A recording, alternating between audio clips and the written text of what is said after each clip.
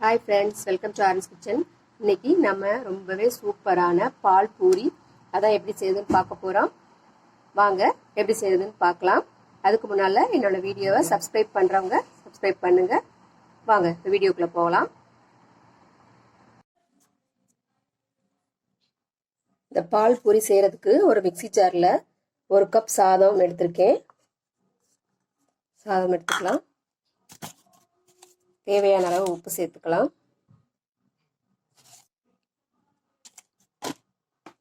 இதில் 1 கப் பாலில் 1/2 கப் பால் மட்டும் சேர்த்து நல்லா நைஸாக அரைச்சிக்கலாம். இதை நல்லா நைஸாக அரைச்சிட்டு வந்துடலாம்.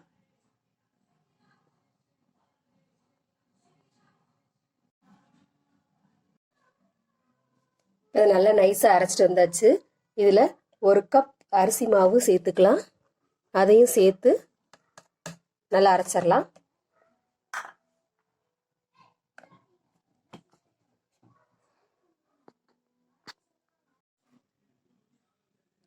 அரிசி மாவையும் சேர்த்து அரைச்சி இந்த மாதிரி பாத்திரத்துக்கு மாற்றிருக்கேன். இதில் கொஞ்சம் பாலை தெளித்து நல்லா பிசைஞ்சுக்கலாம்.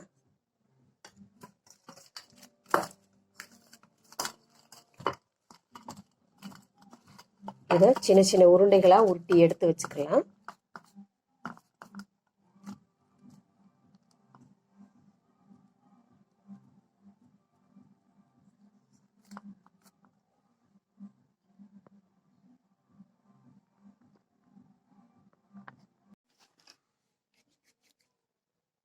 கையில் இந்த மாதிரி எண்ணெய் தடவிக்கிட்டு சின்ன சின்ன உருண்டையாக உருட்டி எடுத்து வச்சுக்கலாம்.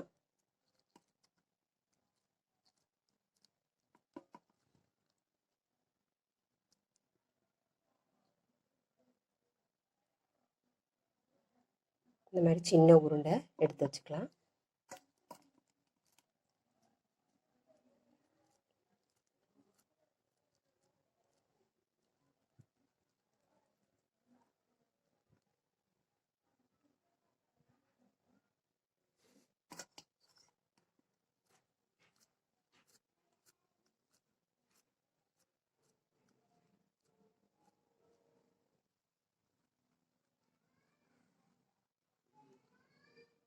இது போல் உருண்டைகளாக உருட்டி எடுத்து வச்சுக்குவோம் எல்லாத்தையும்.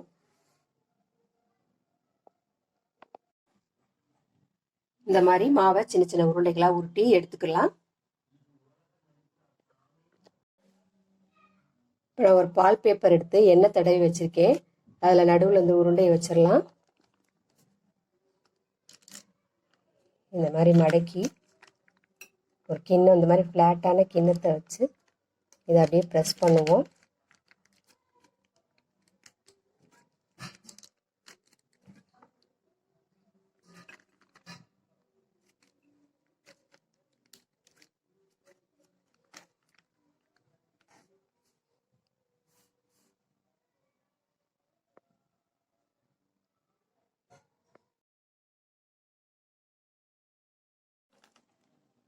இதை அப்படியே ஒரு பிளேட்டுக்கு மாற்றி வச்சுக்கலாம்.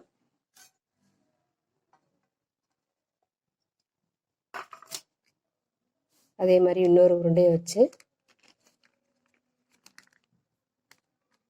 ப்ரெஸ் பண்ணிக்கலாம்.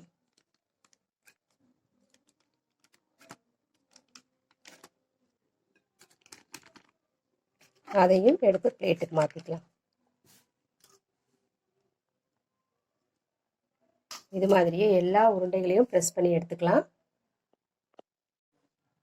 இந்த மாதிரி எல்லாமே தேய்ச்சி எடுத்துக்கலாம். இப்போ இதை எண்ணெயில் போட்டு பொரிச்சிடலாம். இப்போ எண்ணெய் காஞ்சிருச்சு. நம்ம இந்த பூரியெல்லாம் பொரிச்சுக்கலாம்.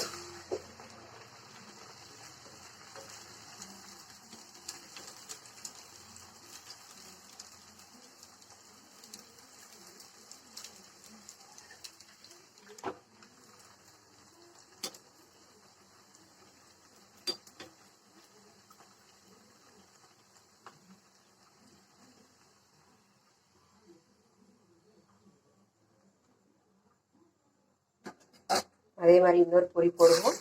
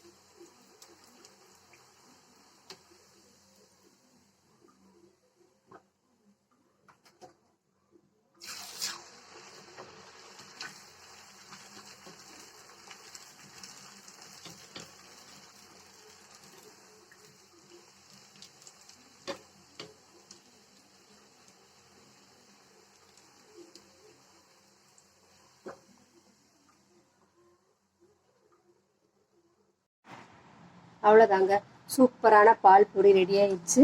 ரொம்பவே சாஃப்டாக பாருங்கள், ரொம்ப சாஃப்டாக, ரொம்பவும் டேஸ்ட்டாக. நம்ம இது கூட தக்காளி சட்னி, தேங்காய் சட்னி, இல்லை சாம்பார் எது வேணாலும் தொட்டு சாப்பிட்லாங்க. வீடியோ பிடிச்சிருந்துச்சுன்னா லைக் பண்ணுங்கள், கமெண்ட் பண்ணுங்கள் அண்ட் சப்ஸ்கிரைப் பண்ணுங்கள். தேங்க்யூ.